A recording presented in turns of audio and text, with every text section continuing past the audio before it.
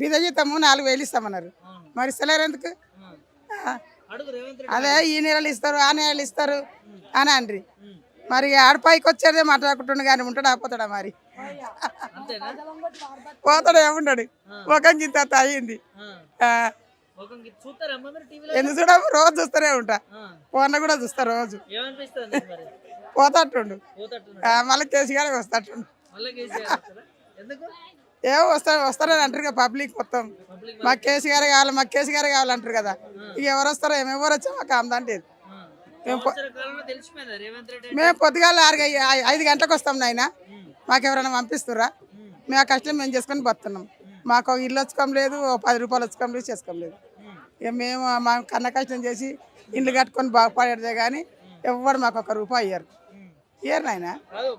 అధికారంలోకి వస్తే 4,000 ఇస్తా అన్నాడు కదా రేవంత్ రెడ్డి. ఏడిస్తుండయ్యా ఆ 4 ఉండమ్మయ్యా ఇస్తా లేడు.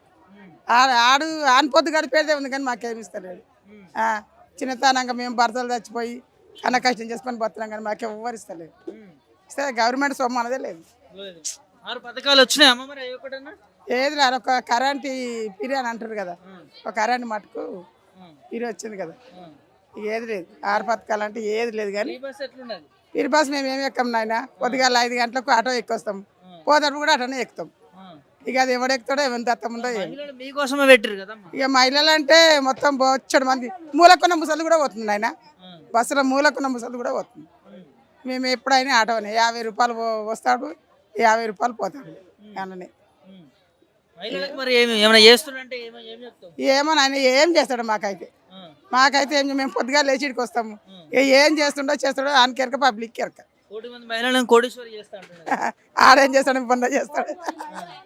ఆడు చెయ్యడు ఆయన, చెయ్యడు ఏం చెయ్యడు.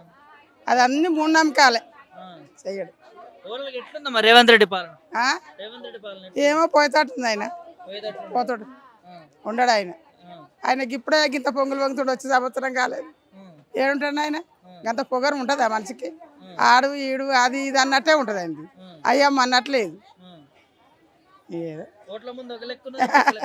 అవును మరి అట్లే ఉంది. అండాలి. గవర్నమెంట్ ఇచ్చే పథకాలు 6 వస్తున్నాయా? మాకేవి రావు. ఏవి రావు. మాకు బతుకమ్మ చీర కూడా ఇయ్యలే. ఇయ్యలే మాకే ఇయ్యలే సార్. మాకు ఇయ్యలే, ఏవి ఇయ్యలే సార్.